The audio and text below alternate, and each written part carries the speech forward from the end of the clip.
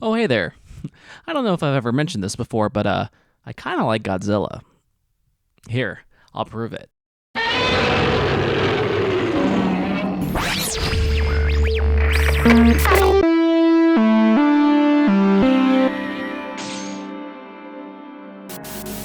Hello, everybody, and welcome back to the Retro Robo Boy channel. It's been a while since I've made a video, and I apologize about that. I got really burnt out after that Gundam video. It took me forever to do, and then unfortunately, I did have a tragedy in the family, so I just took some time to reflect on that. But I am back, just like Godzilla coming up out of the water to wreck shit again. I think my love of Godzilla has existed since I could walk. Some of my best memories are going to Toys R Us and KB Toys with my dad and getting these Godzilla figures, which I still have had after all these years. I got the Criterion collection, I got all of the Heisei era films on Blu-ray, and man, 4-player Godzilla on PlayStation 2, I mean, nothing beats that shit. To say I was excited for this movie is the understatement of the century. I mean, I'll take Godzilla in any way I can get. I'll take the scary version, I'll take the goofy-ass version, I'll take the black and white movies, I'll take the tokusatsu suits. Hell, I'll even kick it with Godzuki.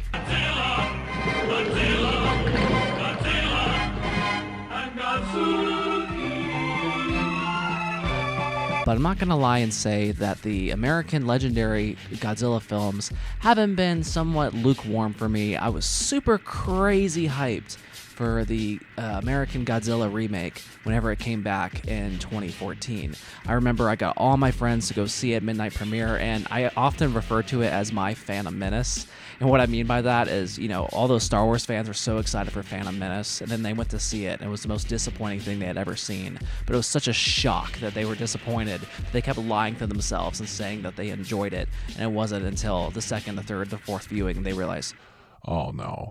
And that's kind of what happened with me with the 2014 Godzilla. It's a gorgeous looking movie. I mean, Gareth Edwards has a real eye for scale and has a real good sense of mood, and I really like his CG work. However, the story was kind of and honestly, that movie really should have just been Bryan Cranston and Ken Watanabe the whole time. But hey, that was a long time ago, and it's been a while since then.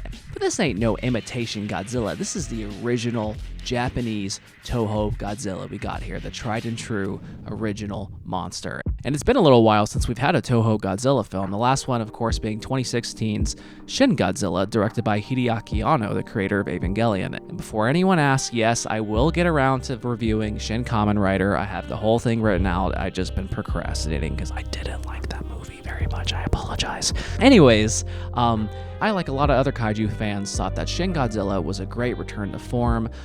It was an amazing contemporary take on the Godzilla mythos, and I remember when I saw it in theaters, it just feeling satisfied and feeling like it represented more of what that original film from 1954 was trying to say, but in just a more contemporary, modern context. But I'm not going to lie and say that there weren't some aspects of it visually that I didn't love. Now, the Shin Godzilla design, I think, might be in my top 3 Godzilla designs. And I really liked Hideaki Anno's cinematography and the way that he depicted the evolution of Godzilla. But there were some aspects in regards to some of the CG just was a little bit wonky, and while, yes, I love the tokusatsu suits, and I do love the practical effects, I understand why that they've kind of moved away from that, and that they're trying to establish a new era of CG Godzilla. So it's not the fact that it was CG that bothered me, more so that it just didn't look that great. Of course, the budget wasn't very high, and as a lot of you might know, Japan isn't really known for having really big budget blockbusters. Most of that is more towards animation. So I gave it a pass in that sense. And again, it still had a really good sense of scale, and there was still great cinematography. And as far as the story went, I was perfectly happy with the story. However, another complaint that a lot of people have that I kind of agree with is that it didn't have a whole lot of character. The characters were ultimately there just to move the story along. It was way more about the political satire and the social commentary aspect. And I think any good monster movie, or really any good science fiction, really should have something more to say and have a point. And Shin Godzilla definitely had a point. And I think a lot of audiences at the time just didn't have the cultural context in regards to the the Fukushima disaster and to the tsunami, and didn't have the political context for what that movie was really trying to say about the state of the Japanese government. But damn, everybody loved them googly eyes. So this brings us to Godzilla Minus One. This movie is much more of a return to form as far as being probably the closest we've ever come to a direct remake of the original 1954 film. Now, this isn't set in the 50s, it's set in the 40s, so it's actually closer to the end of World War II, but it's still more or less touching upon a lot of those themes that original film had, and even borrows a tiny bit of that imagery. But while the original 1954 film was a product of its time, it was contemporary when it came out because it was so close to the end of the war and it was set in what was then modern day. Now we have the benefit of hindsight. This is a period piece, and there's been, I think 30, oh God, how many? Oh, I should know this. Oh, I'm such a fake fan. There's been this many Godzilla films. I've watched them all. Okay, I swear to God, there's been this many Godzilla films. And so you've had all this history and all these chances to get it right, quote unquote. So did this movie get it right? Does this movie have the secret sauce? Well, let's look at the story. Godzilla Minus One opens with the final months of World War II as our protagonist, Koichi Shikishima, played by Kamiki Ryunosuke, feigns technical issues with his kamikaze plane. This leads him to a fateful first encounter with Godzilla on a small island, killing all of the soldiers except for him and one other mechanic. This encounter leaves him with intense survivor's guilt, as he tries to move on from the trauma of encountering a giant monster, deserting his duty, and accepting that his home and family was lost during the Tokyo fire bombings. During this post-war recovery, he meets Noriko Oishi, played by Minami Hamabe, a young woman who has also lost everything and finds herself with an abandoned child, hoping to seek support and companionship from Shikishima. The two slowly build a life together as he works for the government and befriends a group of sailors who are veterans just like him. But ghosts from his past keep haunting him, and he struggles to find peace within himself. As fate would have it, Godzilla returns again, but this time he's much more menacing and begins destroying Tokyo, setting back Japan even further than the ashes from which it was reborn. Shikishima and his newfound partners must pull together to help not only save their own futures, but the future of Japan itself. This movie was directed by Takashi Yamazaki, and I actually know him from his Lupin the First film, which I absolutely adored. He also did the Doraemon 3D films, which also got a lot of critical praise, and I believe he directed the live-action Parasite as well as the live-action Battleship Yamato. Now, I haven't seen either one of those, but I have heard good things about him. So I wasn't super familiar with his work, and I wasn't a crazy simp for him like I am Hideaki Anno. However, I did know that he was both a writer and director, and that's usually a good sign. I mean, there's plenty of great films directed by people who didn't write the scripts, but usually when you have a director who also wrote it, it means the film is very personal and that they have a vision. And I could tell with this story and just the way it's shot and everything, this movie really was a dream project for him, and it didn't feel just like a bunch of homages. It really felt like he wanted to tell a story using Godzilla, and like I said before, any good monster movie or zombie movie or even vampire movies usually are using the creatures or the mythos as a vehicle to tell a story about real life. And even though this film is a period piece, it still feels very relevant. The original 1954 film is about the horrors of war, but more specifically, the horrors of atomic energy. Godzilla was an ancient creature that was horribly mutated and deformed by the American nuclear bomb test. And Godzilla wreaked havoc all over Japan, thus spreading the horrors of nuclear radiation. It was a reflection of the very real fears that the Japanese people had at the time, and it's a shame to say that even 70 years later, that fear of nuclear annihilation still looms over all of our heads. Being that this film is set in the late 1940s, it actually touches a little bit more on the actual war drama side of the story. A new element in this film, though, that I haven't really seen in really any other Godzilla movie, at least not that I can recall, are the themes of guilt. Not only survivors' guilt, but just the guilt and shame of war itself. Enough about all this deep shit. Let's talk about our boy, Godzilla. Woo! Damn, boy. He is amazing. I mean, The trailers, I tried to avoid them, but I couldn't help it. Whenever I would see just a snippet of the clip, I got so excited. And in the movie, it is even better. I mean, the amount of environments and the amount of different situations they put the characters in, the set pieces in this are perfectly spaced out. It didn't feel like it was nonstop action like some of the newer Legendary films, but it also didn't feel like it was too slow or was too bogged down in its own melodrama. It was the perfect balance. It felt a lot like Jaws. That's the comparison you're going to see the most, and a lot of that has to do with the fact that there's these cues that come up whenever Godzilla's starting to come up, and they're in the water and they're in the boats, and you just feel that sense of vulnerability, and it makes it so exciting. It's even though they show Godzilla a fair amount in this movie, you never get tired of him. You never get desensitized to him. Every time it's on screen, you're just like, oh shit, you know what I mean? You're like, run, get out of there. Usually, in these kinds of movies, you don't give a shit about the people, and you're just like, yeah, kill him, get him. But in this one, you're like, damn, this isn't good. This is gonna be so bad for everybody here.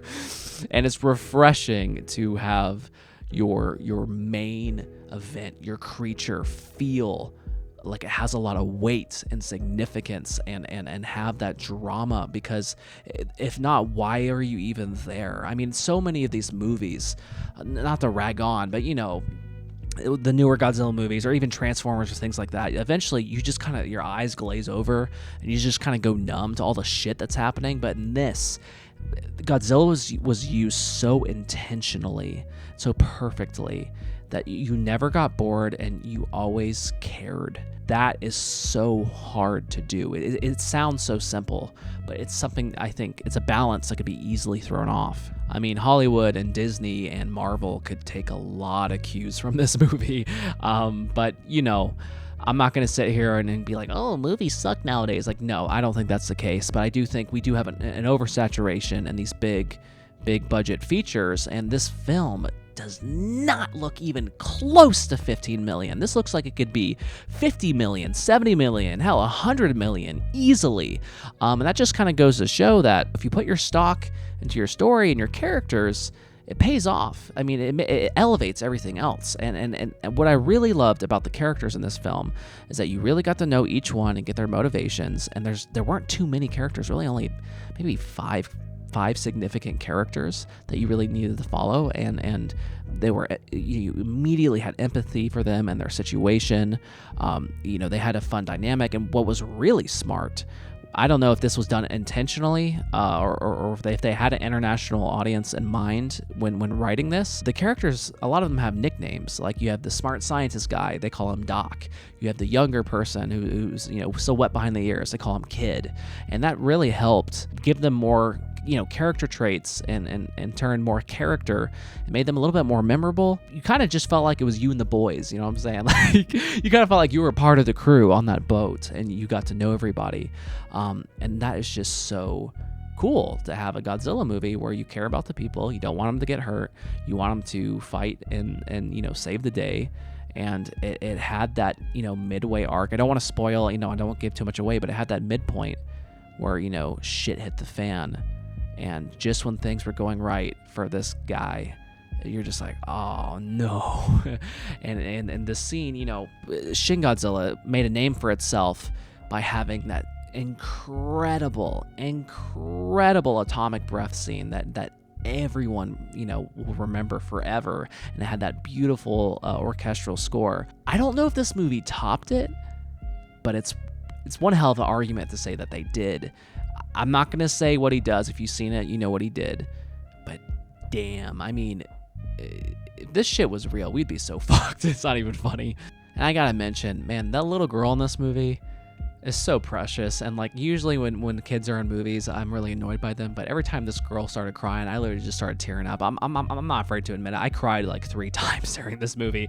I was like, just a lump in my throat. Like, it was like every 20 minutes some horrible traumatic shit happens, and you're just like, give these people a break, damn. But I think this movie is just perfectly paced. It has the perfect balance of dark, dramatic, emotional storytelling with, your action and a fair amount of humor. I think that there's an appropriate amount of humor, but it does definitely take itself far more seriously, and I think it's just a lot more sincere. Sometimes it does delve into the cheesy melodrama. I think a lot of that just has to do with the Japanese style of acting. But because it's a period piece, it kind of felt appropriate. At least that's how I felt. And I will say there is one moment at the end that's supposed to be like a surprise, and I think it's earned. I think, the emotional stakes build up to it. I think it's earned, but it is a little bit predictable. And then there's one extra bonus surprise at the end where I'm like, all right, either this person's toxic or I'm thinking too hard into this, because holy shit. If you know what I'm talking about, if you've seen the movie, maybe I'll do a quick spoiler section at the end, but they pull some shit at the end of this where I was super happy, but then I thought about it for 2 seconds and I went, that's a little crazy. But anyways, I love the music. I love the design. The effects were great. The characters were great. I mean, this isn't just checking boxes. This is absolutely just destroying the list and really carving out a place for itself among all the blockbusters that have come out this year. And I know I'm super biased, and I'm trying my best not to overrate things, but I mean, I haven't felt this way watching a movie since I watched Everything Everywhere All at Once, and that movie's still a 10 out of 10 for me. It's a damn shame this movie doesn't have a wider release, because I really think that this deserves to be seen, big and loud. And depending on when I release this review, it might actually already be out of theater. So I'm hoping that they'll extend the release, because I'm already going to see it a second time with a friend. I might even see it a third time. I liked it that much, and it just, we're eating good, Godzilla fans. We're eating real good. And I know some people prefer the more action-oriented, like superhero Godzilla, the more kind of Ultraman-leaning Godzilla, and the monster of the week, the battle, and that big brawl, that WWE Monster Fest. But I have always preferred the darker, more horror-based kind of science fiction drama that original movie was. And I always said, man, it would be real cool if they made a new modern Godzilla, but set it back in the day, like when the original was released. And I thought it would have been cool if it was in black and white, but that's just a tiny little nitpick. I don't think that would have made the movie better or anything like that. It just would have been kind of cool. So to say this movie gave me what I wanted and more is an understatement. I already knew going into this. I mean, you could look at this fucking table. Like, I was going to be biased as shit. If someone held a gun to my head and said, what was your favorite Godzilla movie? I would not be surprised if this ends up being number one. Yes, even over the original. I think it's better than Shin Godzilla, even though Shin Godzilla I still think is a masterpiece in its own right. Shin Godzilla is a far more specific niche. This has a lot more universal appeal. It's a lot more approachable, and even though it's more approachable, it doesn't feel generic or cliche. It has, something to say. It's an original experience, and I think it is a fair representation of what Godzilla is about to its core, while still taking a new spin on it. It's kind of like, I know I do food analogies all the time, but it's kind of like, like a hamburger or a pizza or something. It's like, yeah, the first is always going to be the best because it was the first time someone ever came up with it. And yeah, you've had a lot of hamburgers and a lot of pizza in your life, but you get those ingredients just right, and bake it just right, to the right temperature. You take that bite and you're like, yeah, this is what I wanted. This is the good shit right here. So yeah, maybe didn't reinvent the wheel, but this wheel turns real well. In short, I prefer it when Godzilla is just an absolute asshole. If you like this movie and you haven't seen Shin Godzilla or the original film or GMK, Godzilla, Mothra, King Ghidorah, All Out Monsters Attack, yeah, it's one mouthful of a title. Those three films I think I would recommend the most. Those are easily, considered some of the best Godzilla movies. I'm partial to the Mothra films personally, especially the 90s Mothra movie. I love the song that those twins sing when I was a little kid. That shit made me tear up. Honestly, I'm so high on Godzilla right now. I think I want to do a video where I review each film or do like a tier list or something, because I just can't get enough. I mean, like I said, I'm going to see this movie 2 more times, and I cannot wait for it to come out on 4K so I can watch it again. I love it that much. So I'm just gonna say, all right, let's wrap it up. I've talked too much. Okay, I'm wasting your time. You should be watching Godzilla right now. This movie is getting a 10 out of 10 from me, in my humble opinion. As far as Godzilla movies go, this is a masterpiece. Sure, this isn't Citizen Kane, this isn't Godfather, but it's my Godfather, okay? All right, this is my, my love, my joy. I can say with confidence that this isn't just a great Godzilla movie. This is a fantastic film in its own right. And I really do think that no matter where you are in the world, whether you know shit about Godzilla or not, whether you like monster movies or not, this is the Godzilla movie for you, and it deserves all the praise it's been getting. And I'm just so happy I got a chance to see this in IMAX. Wait a minute. Where was Jet Jaguar? Why didn't Jet Jaguar get a cameo? No, this movie sucks. Man, this shit was mid. This is like 2 out of 10. No Jet Jaguar. You got 3, 2, 1. Okay. All right, why in the world did Noriko think it was okay to just like chill out and pretend she was dead? Like, what? Why? That's so twisted. I mean, yeah, I get it. It's like loosely implied she was trying to like give him motivation, but you don't just get blasted away in a nuclear blast and you're just like, it was just a prank, bro. It's all good. I'm happy the dude didn't kill himself, because that would have been a bummer. And I'm happy that they could be, a happy little family. But, at first I thought it was real wholesome and real sweet. And I was like on the verge of sobbing. But it was once she said, "Is your war over yet?" I was like, oh, wait. She did this on purpose. Like she waited, like, and I was thinking, well, maybe it just had been a few days, or it took some time to recover, and she just didn't have a chance to, to tell them or whatever. It took time for the letter to send, but then I was like, nah, they built a whole ass fucking plane in the time she was gone. They threw a funeral for her ass. I mean, lady.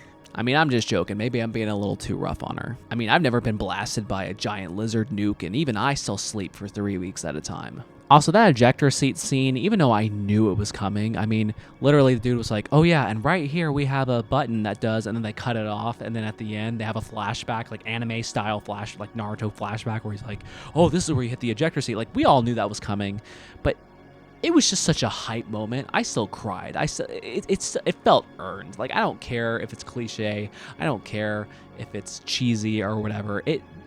After all the shit that Koichi went through, he deserved to get his ass out of that plane and have a happy ever after. As always, thank you so much for watching, and have a great Godzilla day.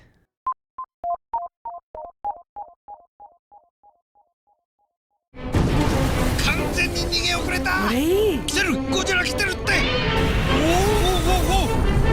ハロー、ナイスミーチュー。